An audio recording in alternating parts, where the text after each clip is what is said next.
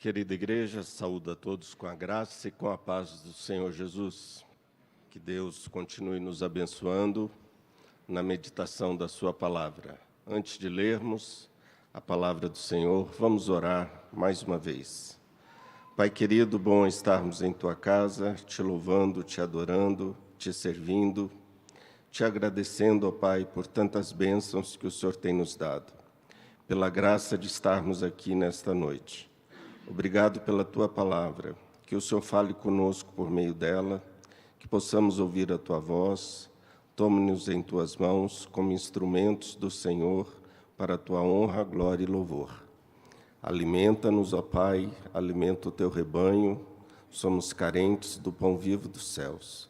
Assim nós oramos em o nome de Jesus. Amém. Queridos, estamos estudando a primeira carta do apóstolo João nos nossos cultos, por ocasião da noite.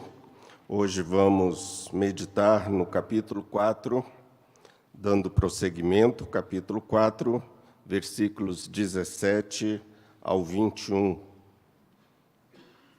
Convido a igreja a se colocar em pé, vamos ler juntos. Capítulo 4, 17 a 21. Eu leio os versos ímpares e a igreja os versos pares.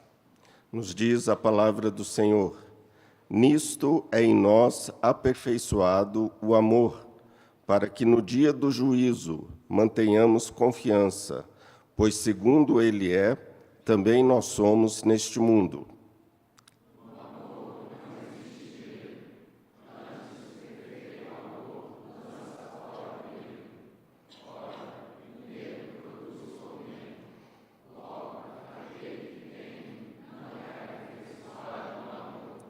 Nós amamos porque ele nos amou primeiro.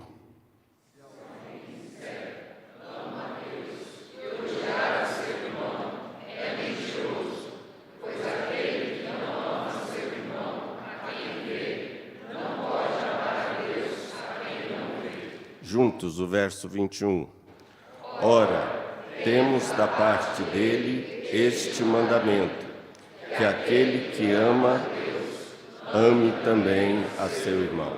Amém. Podem assentar. Palavra do Senhor aos nossos corações nesta noite. Quero falar à igreja sobre o perfeito amor. O amor perfeito, nos diz o apóstolo João, é o nosso amor a Deus e o nosso amor aos irmãos. Desde o verso 7 deste capítulo 4, João está tratando do nosso amor pelos nossos irmãos. A partir deste versículo, o versículo 17, ele passa a tratar do nosso amor para com Deus. Jesus, certa vez, foi inquirido sobre qual era o principal mandamento. Em Marcos, capítulo 12, verso 18 a 31, qual é o principal de todos os mandamentos? Respondeu Jesus: o principal é: ouve, ó Israel, o Senhor nosso Deus é o único Senhor. Amarás, pois, o Senhor teu Deus de todo o teu coração, de toda a tua alma, de todo o teu entendimento e de toda a tua força. O segundo é: amarás ao teu próximo como a ti mesmo. E Jesus disse: não há outro mandamento maior do que estes. Devemos amar a Deus sobre todas as coisas e ao nosso próximo como a nós mesmos. Se nós amamos a Deus, amaremos também ao nosso irmão. E a maior prova de que nós amamos a Deus é o nosso amor pelo nosso próximo, pelo nosso irmão. O que nós cremos, irmãos, tem a ver com aquilo que nós praticamos. A teologia deve nos levar à prática. A teologia deve nos colocar de joelhos no chão. A teologia deve colocar em nossos olhos lágrimas, porque a boa teologia faz com que nós confessemos os nossos pecados. A boa teologia nos leva à santificação. A boa teologia nos leva ao amor a Deus e a boa teologia nos leva ao amor ao próximo. Se eu creio em Deus e eu o amo, isso reflete nos meus relacionamentos. Uma ortodoxia, ou seja, uma doutrina correta, deve nos conduzir a uma ortopraxia, a uma prática correta. E é isso que nós vamos ver nestes versículos que nós acabamos de ler. Algumas lições, quero deixar aqui para nós 4 lições. Se puder deixar projetado o texto, eu agradeço o pessoal aí da multimídia. Versículo 17 e verso 18 nos diz que no dia do juízo, o nosso amor a Deus será o nosso sustento e a nossa confiança. No dia do juízo, o nosso amor a Deus será o nosso sustento e a nossa confiança. Veja o que diz o verso 17. Nisto é em nós aperfeiçoado o amor, para que no dia do juízo mantenhamos confiança, pois segundo ele é, também nós somos neste mundo. O verso 17 começa com a expressão nisto. O nisto nos remete exatamente ao versículo que acabou de ser dito por João, o verso 16. E o verso 16 nos diz: Deus é amor, e aquele que permanece no amor, permanece em Deus e Deus nele. Deus é amor, e aquele que permanece no amor, permanece em Deus e Deus nele. Martin Lloyd Jones escreveu um extenso comentário sobre a primeira carta de João, e ele traduz esse versículo dizendo: nisto consiste a perfeição do amor em nós. Nessa relação, nessa reciprocidade, nessa mútua permanência, é que o amor cristão a Deus é aperfeiçoado ou é perfeito na nossa vida. A palavra aperfeiçoado aqui nos dá a ideia de maduro, de completo, por isso a ideia de perfeito. E essa união mística com Deus aperfeiçoa em nós o amor, e isso nos dá confiança no dia do juízo. Dia do juízo. Se tem uma das coisas que o Novo Testamento mais nos fala, é sobre o dia do juízo, sobre as penas eternas. O dia do juízo aqui será aquele grande e temível dia, o dia do julgamento final, o julgamento do grande trono branco de Deus. E o homem natural, o homem sem Deus, deveria temer e tremer por causa desse dia. Nos diz a Bíblia que esse dia será um dia extremamente terrível para aqueles que não conhecem a Deus. Mas para o verdadeiro cristão, que sabe que é justificado pela fé e que tem o amor de Deus aperfeiçoado nele, não há por que temer esse dia. Por isso João fala: mantenhamos confiança. A confiança aqui é a coragem, a ousadia em um testemunho público. O julgamento final, o grande trono branco de Deus será público, aonde toda a nossa vida será passada como um filme diante de nós. Como diz Joseph Blanc, um comentarista do Novo Testamento, na sua obra sobre a escatologia, Joseph Blanc nos diz que esse será o único momento da nossa vida que nós vamos nos ver e nos enxergar na nossa inteireza, na nossa completude. E João está dizendo que nesse dia podemos ter ousadia neste testemunho público. A ideia é de que os cristãos corajosamente comparecerão diante da multidão no dia do juízo, em plena certeza de que não serão castigados e não precisarão temer o tremendo juiz que estará diante de nós.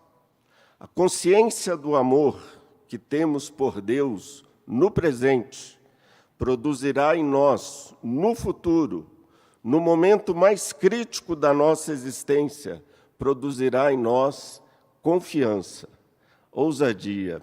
Que coisa maravilhosa!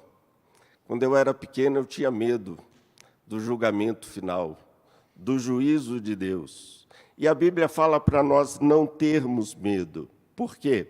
Veja o que nos diz o verso 17. Pois segundo Ele é, também nós somos neste mundo. Quer dizer, aquilo que Jesus é no céu, nós podemos ser e nós somos aqui na terra. Jesus é o Filho amado de Deus. E, nesse sentido, nós também somos os filhos amados de Deus e objetos do seu favor. Se Cristo chama Deus de Pai, nós também podemos chamá-lo assim. Há um amor de Deus por nós e, como resposta, um amor de nós em relação à pessoa de Deus. Pois, segundo Ele é, também nós somos neste mundo. Mas aí vem o verso 18. E o verso 18, temos um dos versículos mais lindos do Novo Testamento. No amor não existe medo. Antes, o perfeito amor lança fora o medo. Ora, o medo produz tormento. Logo, aquele que teme não é aperfeiçoado no amor. Que medo é esse, irmãos? É o medo do castigo eterno. É o medo das penas eternas. É o medo do juízo final. Esse medo nós não precisamos ter por causa do perfeito amor.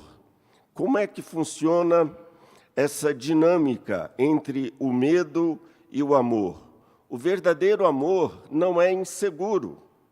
O verdadeiro amor lança fora o medo, ou seja, aonde está presente o amor expulsa o medo. Ele não é regido pelo tormento, mas ele é governado pela confiança. Dr. Martyn Lloyd-Jones, como médico que era, um cardiologista, no seu comentário de 1 João, quando ele fala sobre o amor lança fora o medo, ele usa o exemplo de uma mãe. Uma mãe que está cuidando de um filho com uma doença extremamente infecciosa. E aquela mãe, mesmo sabendo da doença infecciosa do seu filho, não arreda o pé da beirada da cama dele, porque o amor lança fora o medo. Quem ama não teme. Nós não temos medo de Deus, mas nós temos amor. O remédio para o medo de Deus é amor a Ele. Aqueles que têm medo de Deus se afastam dele atormentados, mas aqueles que o amam aproximam-se dele e deleitam-se em Deus. A NEB, a New English Bible, traduz este versículo da seguinte forma: não há lugar para medo no amor. Não há lugar para medo no amor. Dr. Simon Kistemaker, no seu comentário de 1 João, ele nos diz que assim como a fé e a dúvida não podem caminhar juntas, assim também o amor não pode caminhar junto com o medo, ou um ou outro.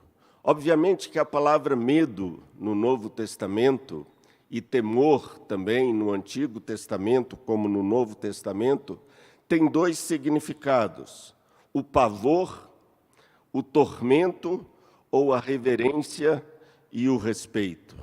Aquele que não teme a Deus deveria ter medo de Deus, mas aquele que teme e reverencia a Deus, esse o ama. O crente ama e respeita a Deus, mas não tem medo dele. Não quer dizer que não devamos temer a Deus. Tememos a Deus no sentido de respeitá-lo, de reverenciá-lo, de nos dobrarmos diante dele como nosso Deus.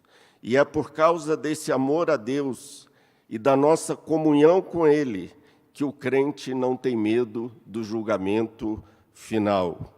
Verso 18, na nossa Bíblia, na ARA, revista e atualizada, no verso 18 está assim: ora, o medo produz tormento. Interessante, porque na língua original a palavra tormento é a palavra castigo. A Bíblia de Jerusalém traduziu muito bem essa parte do versículo. A Bíblia de Jerusalém traduz: porque o temor implica castigo. Porque o temor implica castigo. E na língua grega, a palavra aqui é kolassis, que é castigo. É nesse sentido que João está falando, o medo do castigo, o medo das penas eternas. William Barclay, um comentarista do Novo Testamento, nos diz nesse sentido do medo do castigo, é o temor e a emoção que é característica de alguém que espera ser castigado ao olhar para Deus como juiz, como rei e como legislador. Devemos, sim, irmãos, temer a Deus no sentido de reverência e de respeito. A nossa relação com Deus deve ser regida pelo amor e não pelo medo. Há um teólogo que eu gosto muito, um teólogo batista, há bons teólogos batistas também, Dr. Warren Wiersbe.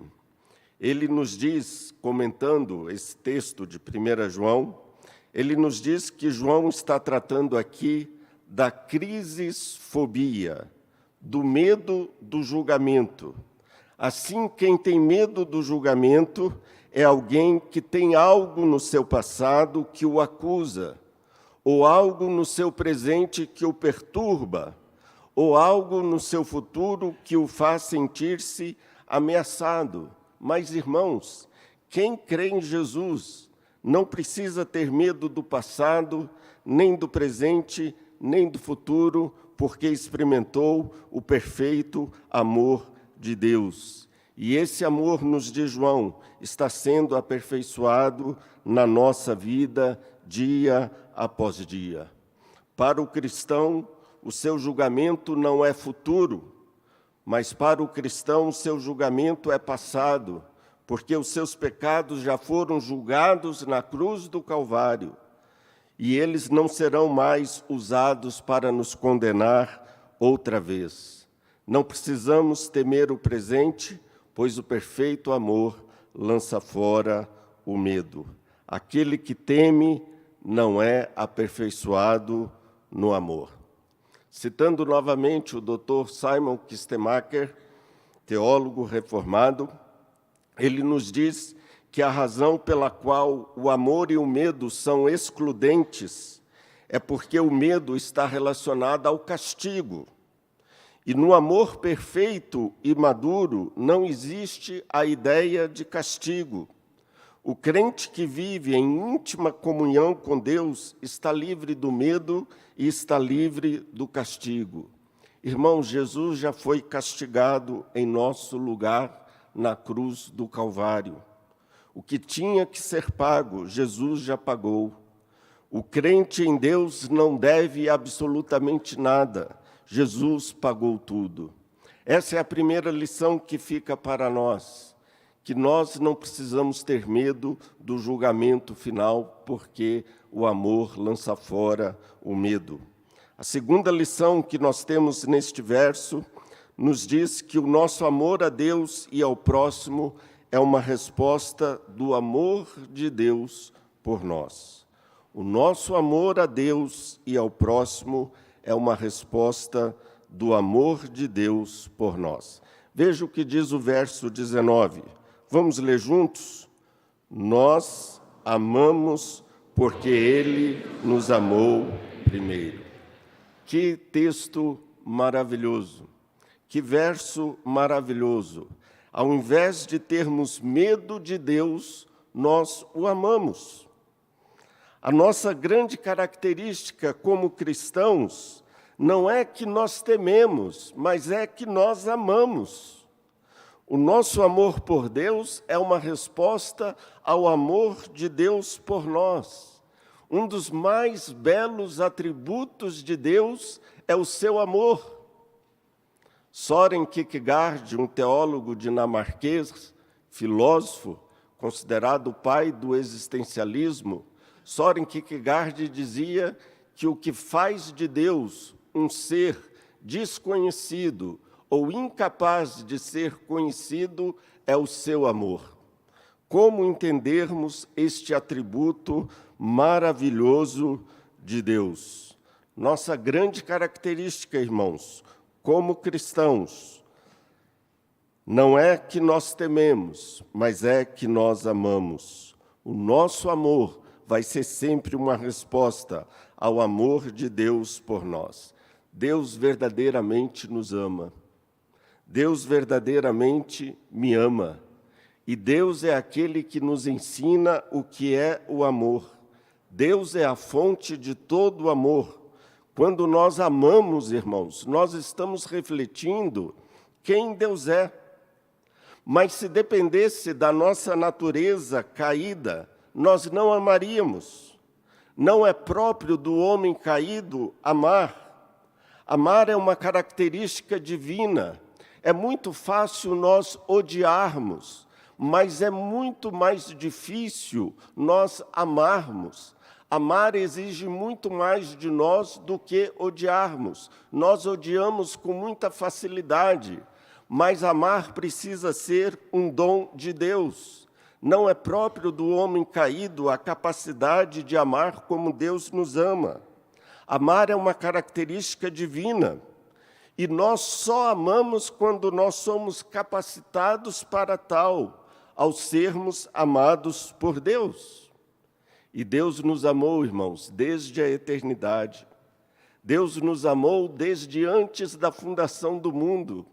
Eu ainda nem existia quando o amor de Deus já tinha se manifestado em relação à minha pessoa. Desde antes da fundação do mundo, nos diz Efésios 1:4, em amor Ele nos escolheu, em amor Ele nos elegeu, e por isso nós o amamos.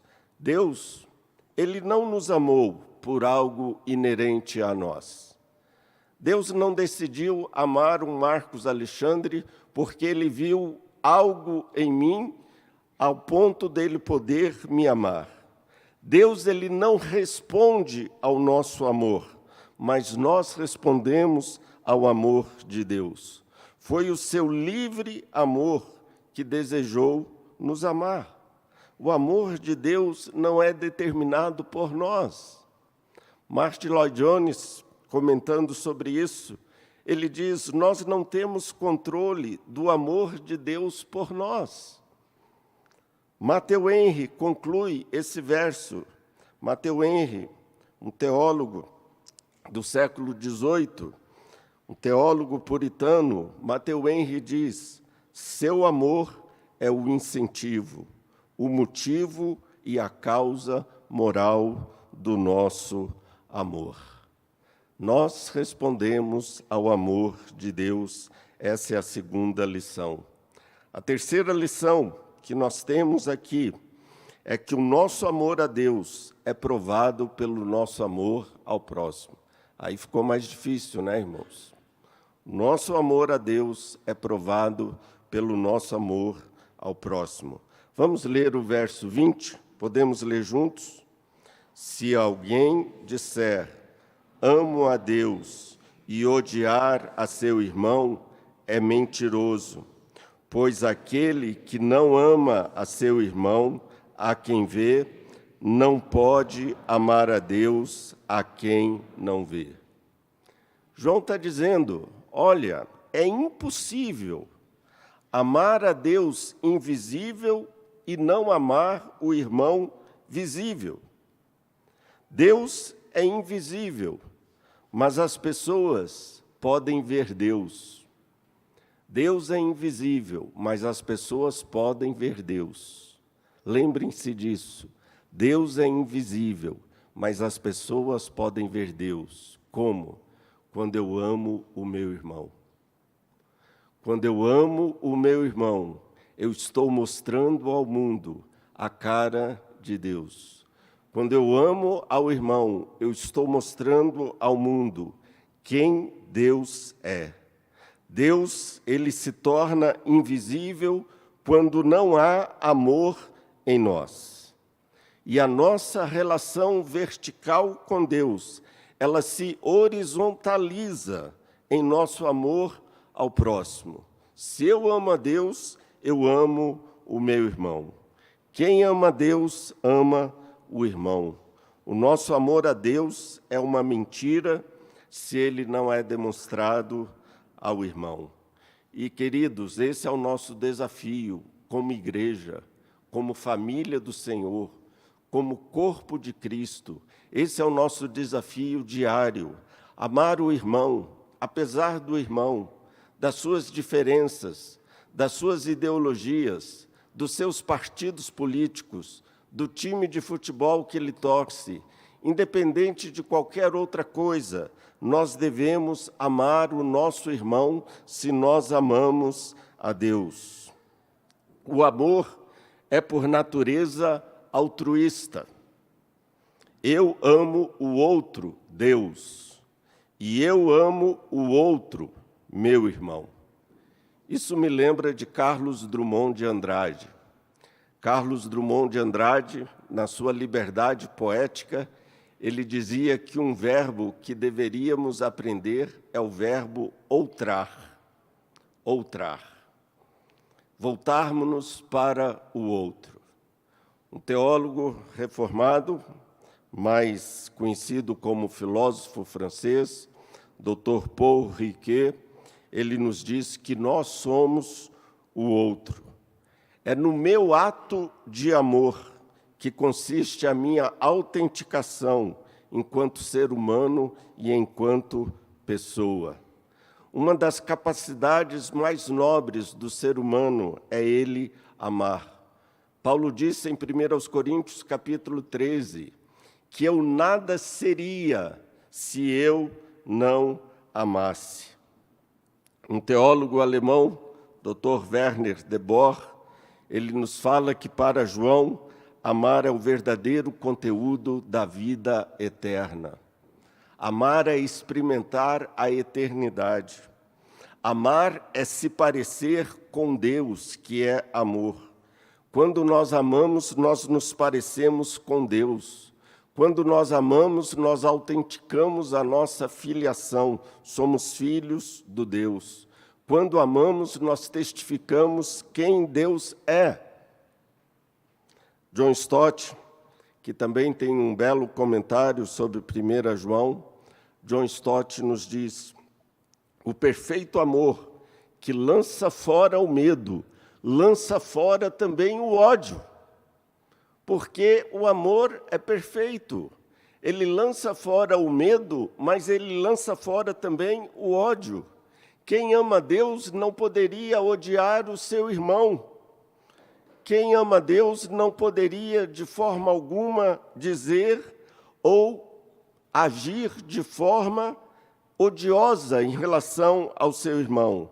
A ideia do texto grego é que nós temos o irmão, que é aquele que está diante de nós, sempre diante dos nossos olhos, portanto, nós temos mais oportunidade de servi-lo, de demonstrar amor a ele, e, obviamente, é mais fácil amar e servir um homem visível do que a um Deus invisível. E aí John Stott fala, se nós falhamos na tarefa mais fácil, é um absurdo pretendermos ter sucesso na mais difícil. João está criticando os falsos crentes, aqueles proto-gnósticos que diziam que amavam a Deus, diziam que tinham um grande amor por Deus, mas odiavam o irmão. Esta é uma contradição. João vai dizer que aquele que não ama não conheceu a Deus. Toda pretensão de amor a Deus é ilusão, se ela não vem acompanhada por um amor altruísta e prático pelos nossos irmãos. Este é um exercício que eu e você precisamos fazer.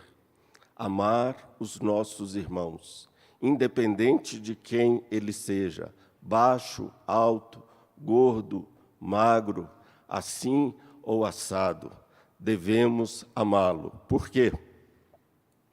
Vejam o que nos diz a quarta e última lição. Amar a Deus e ao irmão são duas faces da mesma moeda. É impossível se dissociar uma coisa da outra. Vamos ao último versículo, o verso 21. Podemos ler juntos? Ora, temos da parte dele este mandamento, que aquele que ama a Deus, ame também a seu irmão. João, queridos, ele enfatiza, aquilo que João enfatiza, o que ele está dizendo é que o que ele afirma não são meras palavras dele, mas é um mandamento do Senhor. Eu tenho de amar o meu irmão, isto é um imperativo. E esse imperativo está baseado no indicativo, qual seja o indicativo, de que Deus nos amou. E se eu digo que eu amo a Deus, eu devo amar o meu irmão. Se temos o amor de Deus e dizemos que o amamos, devemos amar o nosso irmão. É nossa obrigação, é o nosso dever. É um imperativo nós amarmos o nosso irmão. Querida igreja, o amor não é um mero sentimento. Lembre-se disso.